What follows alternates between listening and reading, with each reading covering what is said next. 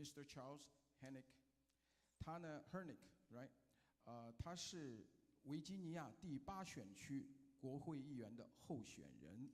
那么2016 Republican nominee for U.S. Representative at Virginia 8th Congressional District. That's correct. All right. Welcome. Thank you. Thank you. Thank you, everyone. Thanks to the organizers. We have people from all across the Washington, D.C. area. How many people are here from Virginia? Clap your hands. There we go. How many folks wish there was a little bit less bickering and name calling and more focus on the issues in this presidential election? Raise your hand or clap your hand or whatever it is.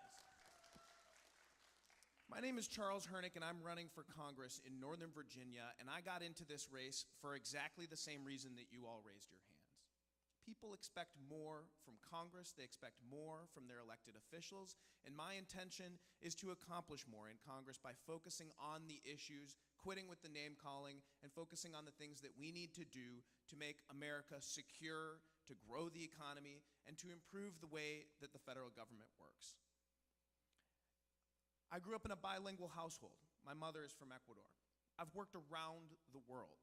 My day job before running for Congress was working for U.S. Agency for International Development, and I've had the great pleasure of traveling the world, West Africa, East Africa, Central America, South America, around the Caribbean, where when I talk to people about what the American dream is, what that flag means, they don't think about free college tuition and days off of work. They think about freedom of speech, freedom of the press, freedom of association, due process. These are the things that make America great. What I'm focused on in my race, and what Republicans are focused on in general, is empowering people. I want to empower small business owners to grow their economy. We need to reduce taxes and simplify regulations so that folks can grow the economy again. 2/3 of all new jobs come from small businesses, and I want to do what we can to support them. When it comes to national security, we need to take care of our troops and veterans. We need to focus, we need to do what Teddy Roosevelt said: speak softly, carry a big stick, negotiate with people. I'll be the first to realize that we need to go to the negotiating table and work with our friends and allies, work with our allies in China, work with our allies all across Southeast Asia. And foremost, for a lot of people here in the area, government efficiency matters. I'm a consultant. A lot of my friends, my neighbors, my coworkers, a lot of your friends and neighbors and coworkers work for the federal government. How come we aren't talking about how to make government more efficient?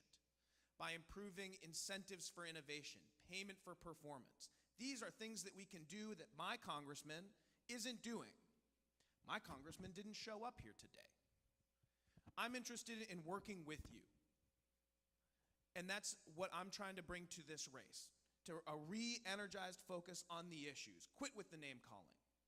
Let's focus on how we can grow the economy. We're in the slowest economic recovery since World War II. The same old policies that we've been using won't work. We've tried them already. We need to focus on national security and improve national defense structures. And then last, we need to open up opportunities for federal employees so that they can make that dream of accountable, limited, responsive government a reality. My name is Charles Hernick, and I'm running for Congress for these basic things, and I believe that we can do a lot in this country by focusing on what's right in America. Thank you very much for your time. Thank you. Appreciate it. Thank you. I like your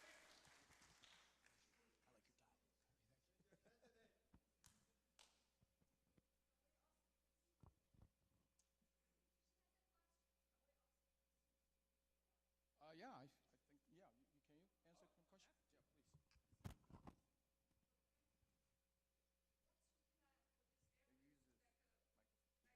You know, many people are working on the federal government or contract. We know Trump is like a small government. So what's your plan for this area? So that's a great question. When I talk about... And also my second question is, what's your status for the gun control? Sure. Two great questions, one on government and one on guns. First on government, we're at a unique point in history. I'm not the kind of Republican that's going to stand here and say we need to eliminate agencies of the federal system. What I'm interested in focusing on, he's going to have to work with me in Congress. So what I'm going to do in Congress is focus on efficiency. And here, many folks in the room are within 5, 10, 15 years of retirement. The statistics are that within the next 5 or 10 years, something like 15 or 20% of the federal labor force is going to turn over. Those young people in our community, those millennials, are on the cusp. We have an opportunity to talk about how we can let people retire and how we can replace those people and replace those old, outdated systems in the federal government, that federal bureaucracy, with better technology, payment for performance, a system that rewards the individual employee for working hard. That's not the case right now in a GS 15 schedule with 1.2% pay increases per year. That doesn't work. And it ends up with the same old system that we have. So I would like to focus on that. When it comes to guns, this is a critical issue. There's no level of gun violence that is acceptable, in my mind.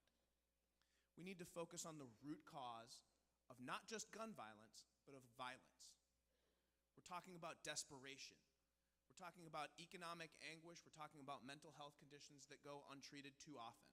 I support background checks. We need to enforce the existing laws that we have, but we need to do more to grow the economy so that people have options, so they don't feel desperate, so that people can go and seek mental health. When I've got an achy elbow or a weak knee, whatever it is, I can go to the doctor. We need to reduce the stigma for people who feel like they have a mental health issue that they need to work out, to be able to go and do that without the stigma that's associated these days. And I think that that's something that I'm willing to lead on, because we need to make sure that bad guys don't have guns, of course.